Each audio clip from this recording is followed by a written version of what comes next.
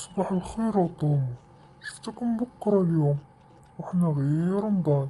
مالك على حالتك؟ ايوا حيت نتوما الرجال ما عارفينش باللي الفطور راه تخمامو ليله، وانا من الليل وانا نفكر اشنو ندير للفطور ومازال ما عرفتش. واحد تنتية ضحكتيني. وديريها شي حاجة خفيفة تقضي الغرض. ايوا قول لي اشنا هي هاد الحاجه الخفيفه عندكم الهضره غير سهله. اجي دخل انت الكوزينه وريني الحاجه الخفيفه اشنا هي. ايوا نديرها على الراس والعين. والله بصح، والله ما عرفت شنو هي هاد الحاجة الخفيفة.